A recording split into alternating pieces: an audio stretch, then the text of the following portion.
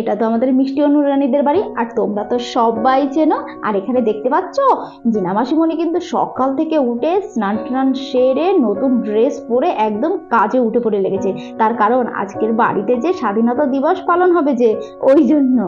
আর এদিকে দেখো অনুরানী ওর মা বাবার সাথে তো ঘুমো ঘুমো করছে, আর কিছুক্ষণ পর আমাদের অনুরানীর তো ঘুম ভেঙে গেল।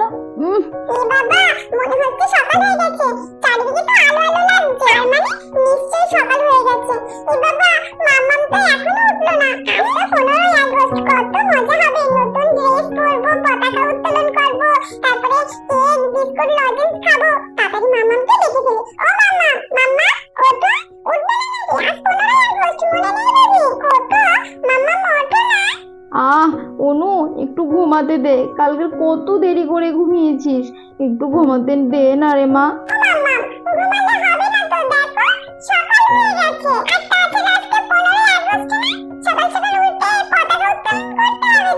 ও তাই তো, ভুলেই গেছি রে। আচ্ছা ঠিক আছে, উঠছি। আমার মাম্মাম যে কত বড় হয়ে গেছে, হ্যাঁ, কত দায়িত্ব। বাড়িতে যে স্বাধীনতা দিবস পালন হবে সেটা ঠিক মাথায় রেখেছে। আমার লক্ষ্মী মাম্মাম, সোনা মাম্মা। আমার তো মাথা থেকে একদম বেরিয়ে গেছিল, ভাগ্যিস তুই টেকেছিলি। সোনা মা, শিগগিরই চলো চলো, আমরা রেডি সেডি হয়ে নি, চলো চলো। আর এদিকে তড়িঘড়ি করে তো আমাদের অনুরানীর বাবা বেরিয়ে আসলো। যাক বাবা, জিনা তুমি আমার কাজটা দেখছি অনেকটাই বাঁচিয়ে দিয়েছো। ব্যাস, সবই তো প্রায় রেডি করে ফেলেছো দেখছি। আমার শালিকা তো দেখছি সব দিক থেকে স্মার্ট একদম। ও দাদা ভাই, এখন কিন্তু অ্যারিক মারার একদম সময় নেই। কিন্তু ঠিকঠাক করে বলুন তো দেখি, আমার ঠিকঠাক সবকিছু গোছানো আছে কিনা।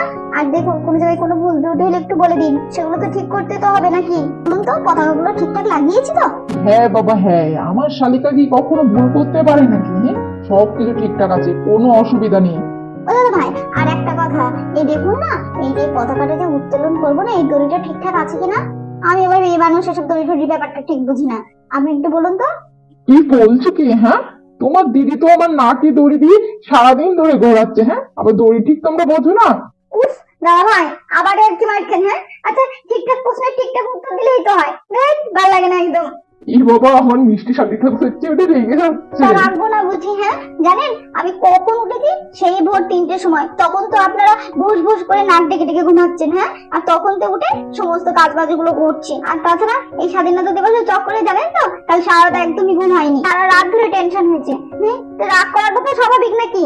আর এদিকে আমাদের বন্দনা এসে তো হাজির হয়ে গেছে। রে জিনা, হ্যাঁ কত সুন্দর করে সাজিয়েছিস রে, বাড়িটা কিন্তু বেশ ভালো দেখাচ্ছে। জানিস জিনা, তুই আসার পর থেকে না প্রত্যেকবার বেশ বাড়িটা সুন্দর করে সেজে ওঠে এই দিনটা।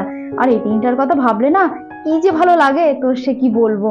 এই দিদি ভাই, সেসব তো হলো। হ্যাঁ, আমাদের সে প্রিন্সেস অনুরানীটা কোথায়, যার জন্য আজকে এত আয়োজন, তা তো দেখতে পাচ্ছি না। সে আর বলিস না, সে কথা আমার কাছে শুনে আর লাভ নেই। দেখ ঘরে একা একা সাজুগুজু করছে। আমি কতবার বললাম মাম্মাম এসো, আমি তোমাকে গুছিয়ে দিই, কিছুতেই হবে না। বললো মাম্মাম থাক, আজকে আমি নিজে নিজেই সাজবো। আমি বললাম ঠিক আছে, তুই নিজে নিজেই সাজ তাহলে। তাই বুঝি? দেখছি দিদি ভাই, দিন দিন মেয়ে কিন্তু বেশ বড় হয়ে যাচ্ছে, আর কথার ঘটাও কিন্তু হচ্ছে। সে আর বলতে, দিন দিন একটা পাকা বুড়ি হচ্ছে। দেখতে তো হবে কার সঙ্গে মিশছে। আর এদিকে বলতে না বলতে অনুরানী তো এসে হাজির হয়ে গেছে। সকাল সকাল ঘুম থেকে উঠে রেডি সেডি হয়ে একদম চলে এসেছি। আমাকে কেমন লাগছে গো? সুন্দর লাগছে তো? ও মা গো, এটা আমাদের অনুরানী নাকি? হ্যাঁ, কি মিষ্টি তাই না লাগছে, কি সুন্দর দেখাচ্ছে রে মাম্মা, তোমাকে তো চেনাই যাচ্ছে না। ও মাসিমণি, তোমাকেও কিন্তু খুব সুন্দর লাগছে গো। মাসিমণি, ইসু সু চিংকি মিংকি রাই পিকলুদা, ওরা কখন আসবে গো?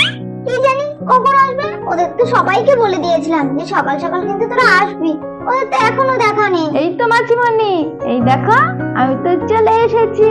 বলো না, আজকে 15ই আগস্ট বলে কথা, একটু সাজুগুজু করবো না? সাজুগুজু করতে গিয়ে তো দেরি হয়ে গেল।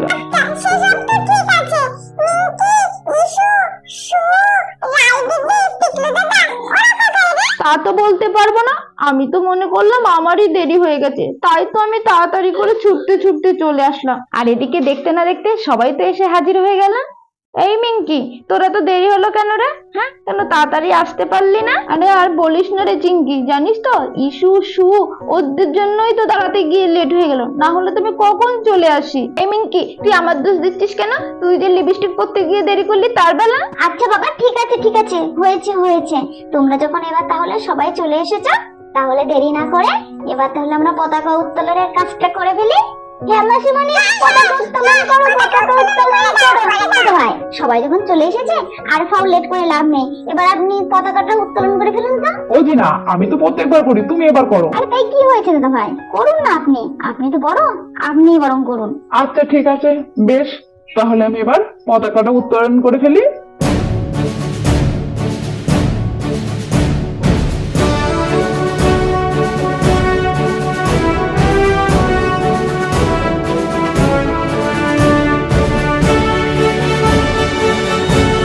জয় হিন্দ। জয় হিন্দ।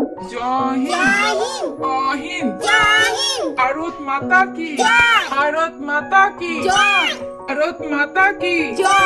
তাহলে আজ আমরা এখানে সবাই মিলে জাতীয় পতাকা উত্তোলন করলাম। আর জানো তো, আজ হচ্ছে 15ই আগস্ট। এই 15ই আগস্ট 1947 সালে জানো তো আমাদের ভারতবর্ষ স্বাধীন হয়েছিল। আর তোমরা জানো তো আজ 79তম স্বাধীনতা দিবস। বুঝতে পেরেছো? এই 79তম বছর আগে আমাদের দেশটা কিন্তু স্বাধীন হয়েছিল। আর এই 79তম বছর আগে জানো তো ব্রিটিশরা আমাদের ভারতবর্ষকে দখল করে রেখেছিল। আর তোমরা সবাই তো জানো এই ভারতবর্ষটা স্বাধীন করার জন্য কত বীর সৈনিক তাদের প্রাণ শহীদ করেছিল। আর তাদের নাম তো তোমরা সর্বক্ষণে বইতে পারো। তাদের নাম হলো ভগৎ সিং, নেতাজি সুভাষচন্দ্র বসু, মহাত্মা গান্ধী, ক্ষুদিরাম বসু, নয় বাদল, দীনেশ। আর যাদের অবদানে আমরা এই স্বাধীনতা দিবসটা পালন করতে পারছি তাদেরকে আমরা একটু স্মরণ করি। তাহলে বাচ্চারা চলো আজকে প্রথমে আমাদের দেশের জাতীয় সঙ্গীতটা আমরা শুরু করি। আর আমাদের জাতীয় সঙ্গীত তো তোমরা সবাই জানো, প্রত্যেকদিন তো স্কুলে গাও, জনগণ মন অধি। তাহলে চলো আমরাও শুরু করি।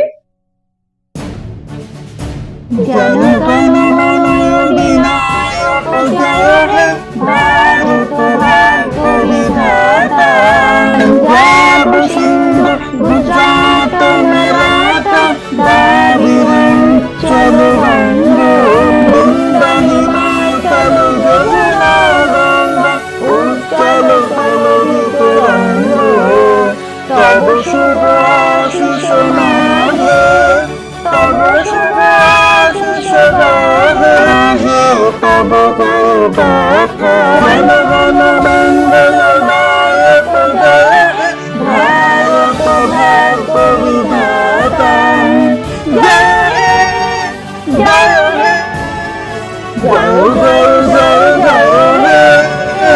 তাহলে আমাদের সোনাদের কেমন লাগলো? হ্যাঁ তো আজকে দিনটা কিন্তু খুব স্পেশাল। হ্যাঁ, এই দিনের জানো তো মানুষ সবাই একটা বছর অপেক্ষা করে থাকে, বুঝতে পেরেছো? আর এই দিনটার কথা ভাবলে জানো তো গায়ে কাটা দেয়। আমাদের এই দেশটা স্বাধীন করার জন্য জানো তো কত বীর সৈনিকরা মারা গেছিল। এই দেশ জানো তো আমাদের অহংকার। এই দেশের জন্য জানো তো গর্বে আমাদের মাথাটা পুরো উঁচু হয়ে যায়। আর জানো তো এই আমাদের ভারত মাতাকে বাঁচানোর জন্য কত বীর জওয়ান মানে বীর যোদ্ধা তারা বর্ডারে পাহারা দেয়। এর জন্য জানো তো আমরা আজও সেফটি আছি, বুঝতে পেরেছো? তার জন্য আমি দেশের ভারতীয় নাগরিক হিসেবে তাদেরকে একটা স্যালুট জানাই। তো যাই হোক, আমাদের তো পতাকা উত্তোলন হয়ে গেছে। আর এই পতাকা উত্তোলনের পরে আমাদের তো বিস্কুট, কেক, লজেন্স এগুলো খেতে হবে তো নাকি? হ্যাঁ, বলে আমার দুষ্ট মিষ্টি সোনারা তাড়াতাড়ি করে চলে এসো। আচ্ছা দাদা দাদা, আমার একটা কথা আছে, এই বিস্কুট লজেন্স আর এই কেক পাওয়ার জন্য একটা তোমাদের সুন্দর গেম খেলতে হবে, ঠিক আছে? তোমরা গেম খেলতে রাজি তো? হ্যাঁ গো সোনি, রাজি রাজি, খেলতে রাজি আছি গো। বন্ধুরা দেখতেই তো পেলে আজকে অনুরানীদের বাড়িতে কত সুন্দর স্বাধীনতা দিবস পালন করা হলো। আর জিনা মাসিমণি তো বিস্কুট, লজেন্স, কেক নিয়ে তো একটা সুন্দর গেম খেলতে চলেছে। তাহলে গেমটা দেখতে হলে পরের পর্ব অবশ্যই দেখতে থাকো। আর এরকম দুষ্টু মিষ্টু ভিডিও পেতে এবিএস বারবিএস স্টোরিকে অবশ্যই সাবস্ক্রাইব করে রাখো। তাহলে টাটা, ভালো থেকো।